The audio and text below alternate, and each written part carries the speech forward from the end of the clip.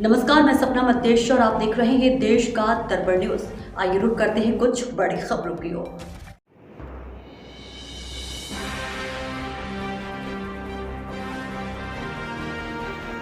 BJP कार्यालय में अरुण चतुर्वेदी ने चूरू से बीजेपी सांसद राहुल कसबा की पार्टी छोड़ने पर दिया बयान। राहुल कश्यप भविष्य नहीं पढ़ पाए, कहा कांग्रेस छोड़ आ रहे नेता खुद कर रहे बीजेपी से संपर्क। लोकसभा चुनाव आने वाले जिसको लेकर सभी पार्टियां तैयारी में जुट गई हैं। सोमवार को भाजपा नेता अरुण चतुर्वेदी भरतपुर पहुंचे। उन्होंने कहा कि पार्टी ने राहुल कसबा के पिता को सांसद और माता को विधायक बनाया। जब उन्हें संगठन में जिम्मेदारी देने की बात कही तो उन्होंने कांग्रेस ज्वाइन कर ली। पूर्व भाजपा प्रदेश अध्यक्ष अरुण ने प्रेस वार्ता की। चतुर्वेदी ने कहा कि राहुल कुशवाहा को पार्टी ने 2 बार सांसद बनाया, पिता को सांसद बनाया, माता को विधायक बनाया। आज जब टिकट काटकर उनका संगठन में जिम्मेदारी देने की बात कही गई है तो उन्होंने कांग्रेस पार्टी ज्वाइन कर ली है।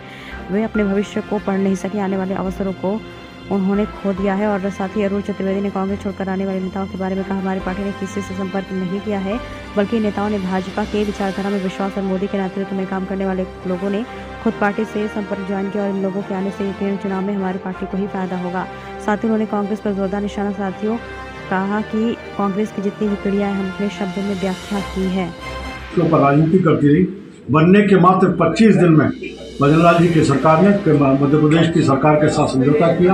केंद्रीय जल संसाधन मंत्री और नरेंद्र मोदी जी के आशीर्वाद से वो समझौता हुआ है। उसकी डीपीआर बनकर के काम जल्दी शुरू होने वाला है। यमुना जल जो सीकर, झुंझुनू, चूरू, इन 3 जिलों में पिछले 50 साल से कांग्रेस हर चुनाव में इसको मुद्दा बनाती थी, लेकिन कभी एक भी बूंद पानी लाने की बात नहीं हुई। उसका भी समझौता हरियाणा की सरकार के साथ आज भजनलाल जी की सरकार का हुआ, जिसके परिणाम में कुछ दिन हमको देखने को मिलेगा। इतना ही नहीं है, हमने चाहे वृद्धाश्रम समाज की जहाँ किसान की सम्मान निधि नरेंद्र मोदी जी 6,000 देते हैं, भजनलाल सरकार ने कहा कि हम 6,000 और जोड़ करके देने की बात, पेंशन को बढ़ाने की बात, इन सबको आज चरितार्थ करने का काम राजस्थान में डबल इंजन की सरकार और केंद्र में नरेंद्र मोदी जी के नेतृत्व में सरकार कर रही है। आम आदमी से अपील है कि भाजपा को एक बार फिर वोट दें, भरतपुर से भाजपा को जिताएं, राजस्थान की 25 सीट जिता करके नरेंद्र मोदी के नेतृत्व में फिर एक बार 400 पार करते हुए भाजपा की सरकार बने और एक उज्जवल भविष्य जिसका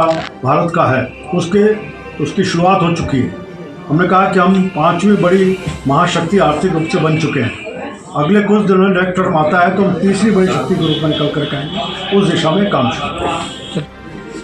मैं कह सकता हूँ कि जहाँ ये चुनाव देश में एक बार फिर नरेंद्र मोदी की सरकार, ये नारा ही इसको चरितार्थ करने जा रहा है और नरेंद्र मोदी जी ने इसी के आधार पर अगले 5 वर्ष की कार्य योजना का भी काम करना शुरू कर दिया है। इन 10 सालों को देखें तो हम कह सकते हैं कि जिन विषयों को लेकर के नरेंद्र मोदी की सरकार बनी थी, आम आदमी में विश्वास खड़ा हुआ है कि नरेंद्र मोदी जो कहते हैं वो करते हैं।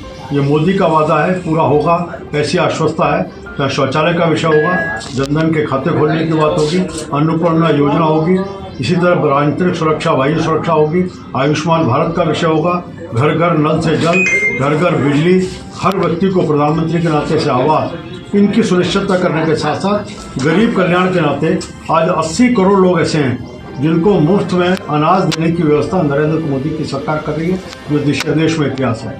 किसानों की बहुत बात हुई थी, लेकिन किसान सम्मान निधि पहली बार नरेंद्र मोदी जी ने शुरू की और इसके साथ साथ समर्थन मूल्य की बात होती थी, लेकिन प्रति वर्ष समर्थन मूल्य रबी का और खरीफ का बढ़ा करके देना और हर वर्ष देना, हर फसल में देना, ये भी नरेंद्र मोदी जी की सरकार के समय हुआ है।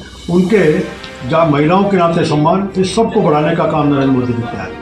राजस्थान में लगभग 3 महीने हुए सरकार बनी है भजनलाल जी के नेतृत्व में, और इसमें कह सकता हूँ सरकार को जिन वादों को करके आए थे उनका चरणबद्ध तरीके से करना शुरू किया है।